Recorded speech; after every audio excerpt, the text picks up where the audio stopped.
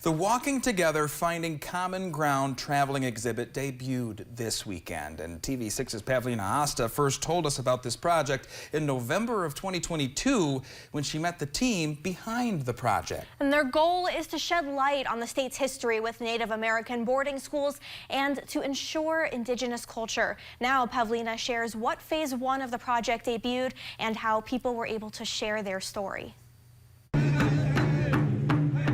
After 4 years of work, the Walking Together, Finding Common Ground traveling exhibit made its debut at the Keweenaw Bay Ojibwe Community College.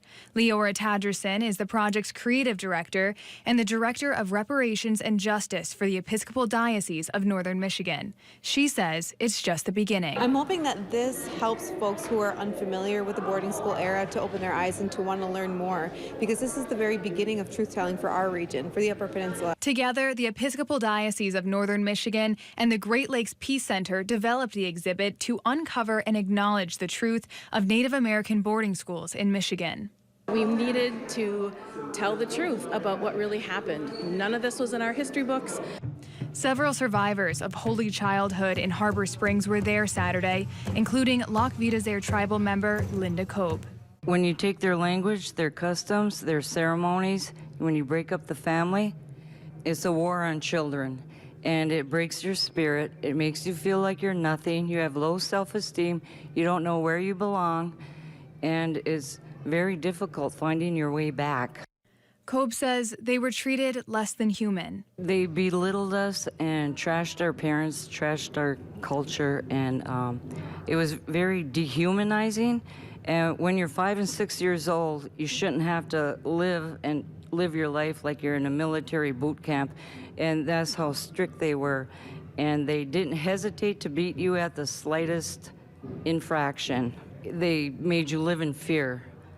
Kim Fike, another survivor of Holy Childhood, says while many children never came home, the ones who did rarely spoke about their trauma, if at all. Our letters didn't make it home. If we were on the phone with our families and we decided to tell what was happening, the phone was hung up. So, you know, it was instilled in our bodies to keep quiet, and it's been more than 50 years that we have. Bob Hazen is also a survivor of Holy Childhood. He says, though hard to hear, their stories deserve to be included in history. What happened in the boarding schools was a lot of physical, verbal, psychological abuse, and sometimes sexual abuse. I know a lot of people kind of shun away from that, and then this went on, you know, for generations. And we as a people have to suffer from that. He says the project is a step towards healing and creating real change. Until we acknowledge that what happened to us is, then we can change it if we acknowledge it. Leora and the Walking Together team hope to share the stories as much as possible. After it goes to the tribes, we really hope to get into some non-Native spaces, because this stuff does not just need to be in Native communities, but this is for all shared communities. Thank goodness our curriculum is going to be revised, and this will be in our curriculum. But for now, this is going to be a very good jump start.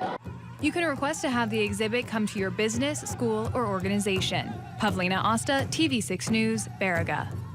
And if you'd like to have the exhibit at your organization, you can go to our website, uppermichigansource.com.